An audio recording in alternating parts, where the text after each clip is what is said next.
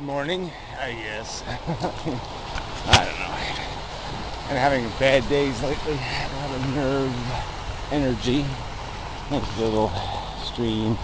Anyway, so not much of a subject for the day. Just sort of a wrap up, I guess, or I don't know, reorientation, summarization. Now, just a new perspective on the same crap.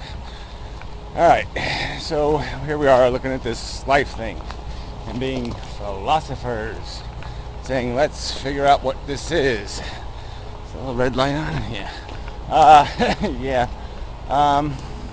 So the first place you'd go is to like the authority of whoever makes something. So if we were judging anything, I mean, if Albert Einstein builds something, you say, well, it's probably going to work because Albert Einstein built it, or it's like a professional chef is likely to be able to make something that ain't going to poison you. So, but you can't do that with life because the creator, the builder, is just forces, and forces that have no appreciation for anything we might consider of value. That is, it doesn't care about how much it wastes of the most precious thing that we know of, which is sentience, feeling. And so it doesn't really, there's nothing in the mechanism to make sure that taste is emphasized, that sweetener will exist.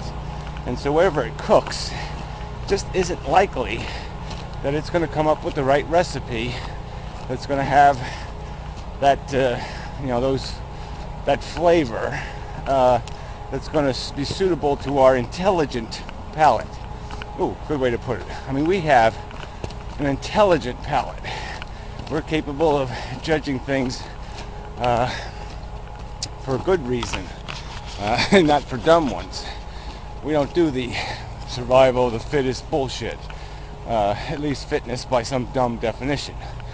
We figure out that, the definition can be more sophisticated. Well, that's not even the right word. More intelligent. That's the word, intelligent. We're intelligent, God damn it. And people seem to want to, deny that in some way and say, no, nature knows better than we know. And it's kind of silly. But anyway, so we can't go back to the authority. We can't go back to the beginning, way over there, and say, who made it? That ain't gonna work. So then we have to just look at what we got in terms of a system. Look at how it was made, and was there anything in the making process that would have gleaned, something we might call efficiency or productivity or goodness or right functioning. And the process sort of sucks. Process is billions of years of just carnage and brutality and raw, crude decision making about what goes into the recipe. So, there's a can of arsenic on the table and it's going to be tipped in, and what decides it will be completely arbitrary.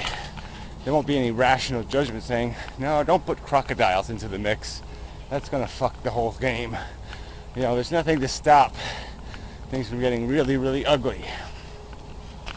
And so process isn't going to save us. All you got is a DNA mechanism that's completely wired for this idea of whatever tools make the thing more reproducible are tools you want, as long as they aren't fatal, mortal. Obviously, you can't over-reproduce, because if you do that, you'll die. So that's the only balancing equation to building some kind of perfect reproducing machine, is the fact that life has always lived on an island, Earth, and it has to respect that confinement. And so it had to create organisms that had a mortality, because the whole idea of reproduction isn't going to work if the previous generation doesn't die or get eradicated somehow through attrition. So it builds in this mechanism of death, and then it creates some sort of optimum birth rate that isn't too much, but certainly allows for very bold expansion when necessary. Organisms become flexible, so they can turn it on and off, so to speak, where necessary. Even the deer population here kind of demonstrated, because they're sort of falling back to a different kind of imperative, where before their population would be, they would have just one foal or whatever, one little Bambi. Now they'll have 2 or 3, because their biology is screaming underpopulation, even though the practical fact is they're overpopulating. And it's because of the attrition we're putting on their population through yearly culls that's happening. But anyway, another subject. It's the same subject, but so there's the mechanism in brief, is that there's nothing in the mechanism that says, ooh, Shakespeare's a good thing. Nothing in the mechanism that has any real rich appreciation. And as we see, intelligence, big intelligence, obviously isn't an imperative. It only happened on one organism in billions of years, and that's because there's no use to it as in this system. The system doesn't require it, and we only got it through incidental cause and effect, through the fact that we were given a huge potential for a small gain.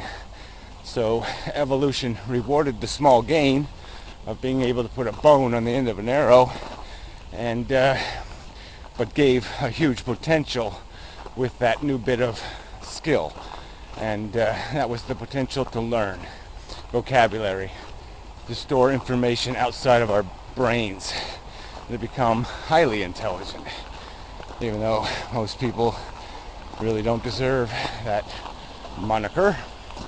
Anyway, so yeah, there's no, nature has no end game plan, like let's create a bunch of brilliant little organisms that'll sit around and contemplate how wonderful it is that we made them. That ain't gonna happen, and it didn't happen. That's not why we're here or how we got here. So anyway, so we have no designer. I mean, we got no chef.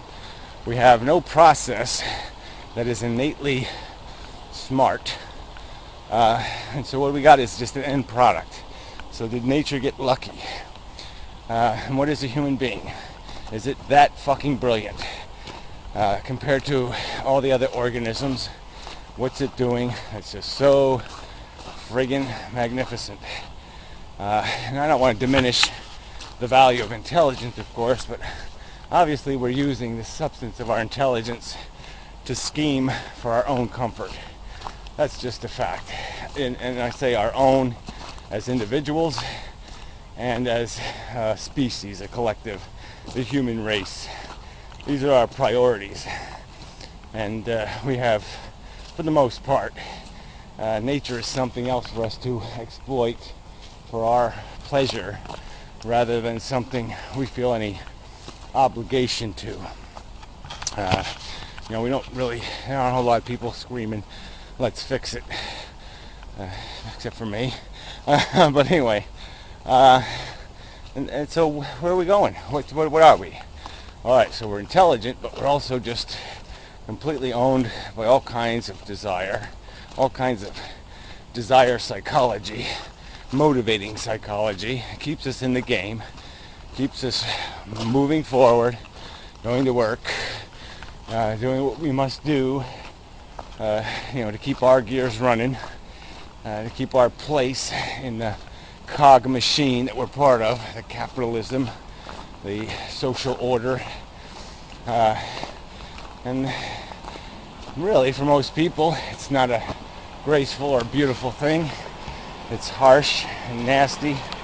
Things you love die, hurt you. There's a lot of hard living it takes to get through your life. A lot of ugly experiences, and it just ain't all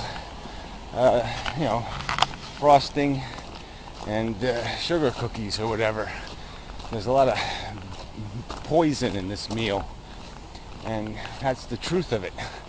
And now the question is how bad is it? And of course I'll argue that there's more bad apple than good apple first.